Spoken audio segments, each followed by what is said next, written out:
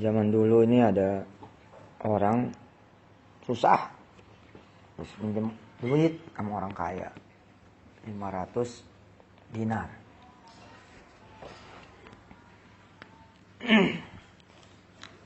Hingga waktu berlalu, nyampelah waktu harus bayar utang. Si orang kaya ini datanglah ke si orang miskin ini. Mana utangmu gitu. Tapi nggak bisa bayar. Akhirnya diproseslah ke hakim. Ini kisah zaman dulu nih, bukan sekarang.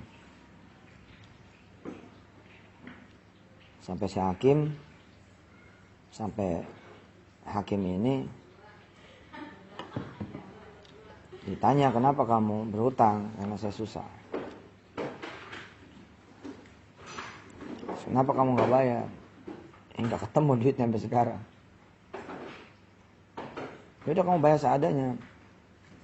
Nggak ada, saya nggak punya apa-apa gitu. Ya kalau gitu kamu harus dipenjara, gitu kata si hakim ini. Ya nerima sih orang miskin ini. Ya saya terima. Tapi boleh nggak saya pulang dulu, pamit sama istri? Kata si hakim ini di hadapan si orang kaya ini, coba cari siapa yang menjaminmu. Ada nggak yang menjaminmu kalau kamu tuh nggak bakal lari?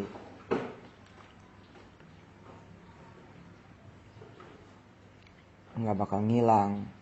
Terus besok benar-benar datang kemari. Karena sudah aku putuskan kalau kamu harus dipenjara karena kelalaianmu itu. Kata si orang miskin ini, nggak ada, aku nggak punya siapa-siapa gitu. Lama kita terdiam. Pokoknya seorang miskin ini harus penjara gitu. Akhirnya seorang miskin ini bilang, gini aja deh, jaminannya adalah Rasulullah gitu. Allahumma shalli wa sallim barik alaihi. Kata si hakim, gimana jaminannya ke Rasulullah? Kayak apa jaminan Rasulullah? Kalau aku tidak balik besok, maka saksikanlah wahai hakim, dan kau boleh berkata bahwa lastu bi ummati Muhammadin sallallahu alaihi wasallam. Saksikanlah juga bahwa aku ini bukan lagi umatnya Nabi. Hakim ini kesentuh. Engkau sudah menyebut nama Rasul, bagaimana mungkin aku nggak percaya, dia bilang. Ya sudah, silakan. Besok jangan kembali ya, karena kamu sudah menyebut nama Rasul. Si istri orang miskin ini yang merasa si suami nggak bakal pulang, kaget melihat si suami tetap pulang gitu. Rupanya di mana-mana sama nih kayak di sini. Nggak bayar polisi tangkap, nggak bayar tentara tangkap. Istrinya begitu pulang, apa yang membuat engkau pulang? Engkau bayar. Apaan gitu, cuman minta izin nih buat pamit sama kamu, besok harus kembali lagi gitu. Loh, kok bisa kamu balik gitu? Sedangkan kamu udah diputuskan mau dipenjara. Terus kata orang miskin ini, aku menyebut nama Rasul sebagai jaminan. Akhirnya si istri bilang, kenapa enggak sekalian sebut nama lagi Rasul supaya utangmu lunas? Akhirnya seorang miskin ini mengunci pintunya, berdiam diri menyebut nama Rasul bersama istrinya. Pengen kemudian dilunasin oleh Allah utangnya. Jadi pakai sholawat. Baca itu sholawat satu malam penuh. Ketiduran. Begitu ketiduran, orang miskin ini didatengin Rasul. Zaman itu Rasul udah nggak ada. Udah nggak ada. Mimpi gitu ya. Dalam mimpi. Dan kan kalau mimpi didatengin Rasul itu Nabi pernah bersabda, ya itu benar-benar Nabi. Kata Nabi, besok pagi kamu temuin raja. Bilang, ya Malik saddid daini. Wahai raja, lunasi utangku. Orang ini bingung, siapa saya? Kok bisa ngomong raja kayak gitu? Tapi ngomong Rasul gitu. Bilang sama raja, bayarkan hutangku. Rasul menyuruhmu membayarkan hutangku. Keren banget nih salawat dah. Sampai Rasul datang. Intinya selawat ya. Terus kata si orang miskin, bagaimana mungkin raja percaya padaku gitu? Masa datang-datang bilang, raja Rasul ini suruh bayarin gitu. Ya suruh tunggu. Rasul ini suruh kamu bayarin utangku. Itu orang miskin ini gemeter. Di mimpi sih gemeter, apalagi asli ketemu raja, dia bilang. Pas bangun itu ya, kan dia minta alamat di mimpinya. Apa alamatnya? Apa tanda-tanda kebenaran mimpiku? Bilang kalau rajamu itu biasa membaca selawat atasku 1000 kali per malam. Wah, hebatnya rajanya, hebat ini. Raja loh, baca selawat 1000 kali setiap malam. Kita budak begini, orang biasa-biasa aja nggak pernah baca selawat kalau mau tidur. Boro-boro 1000, 101 juga kali kagak. Tidur aja. Allahumma shalli wa sallim barik alaihi. Akhirnya datang nih si orang miskin ini dengan alamat yang dibawa sama Rasul.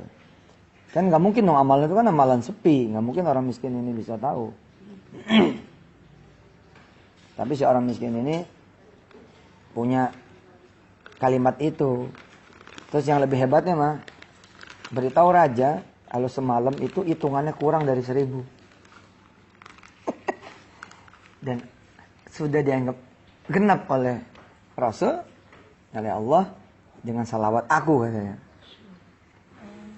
Jadi disampaikanlah ke si raja. Raja dari mulai pintu gerbang udah dikasih tahu nih yang nyuruh datang Rasul. Orang pada bilang nih orang gila gitu kan. Pas berhadapan dengan Rasulullah dikasih tahu, ya Malik, sebagaimana perintah Rasul nih. Qala Rasulullah sallallahu alaihi wasallam, saddid daini, bayarin utangku. Karena kata Rasulullah, engkau diperintahkan sama Rasul agar membayari utangku. Coba. Si raja tertarik.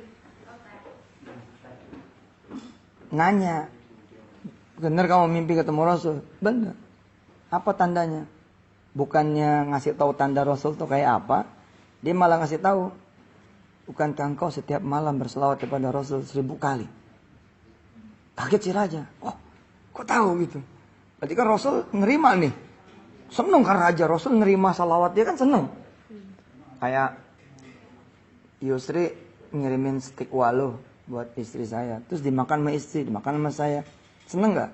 Seneng. Nyampe kabar, Sri, ini makanan lu dimakan tuh sama Ustadz. Seneng kan? Jadi ketika si raja dapat kabar bahwa 1000 sholawat ini dia sampai tahu, berarti kan Rasulullah menerima gitu. Nah, Rasul ngasih tahu, semalam hitungan engkau wahai raja kurang. Si raja ketawa. Kok bisa tahu kan hitungannya kurang? Udah dianggap lunas, udah dianggap impas, udah dianggap genap dengan salawat saya gitu. Nah, ditanyalah sama raja, berapa utangmu? Utangku 500 dinar wahai raja. Baik, kata raja, ini bawa 500 dinar kepada qadhi, kepada hakim. Lunasi utangmu. Sujud nih orang, terima kasih sama Allah kan. Oh, Allah. Pas bangun, ditambahin lagi sama raja. Nah, ini 2.500 karena udah membuatku senang. Tambahin di 2.500 sudah membuat raja senang karena dapat kabar bahwa Rasulullah salawatnya diterima gitu kan. Nah, lewat tanda-tanda itu. Dibawalah 500 dinar nih ke qadhi besok paginya kan. Besok siangnya. Jadi paginya ke raja dulu sesuai dengan perintah Rasul. Terus habis dari raja ke qadhi.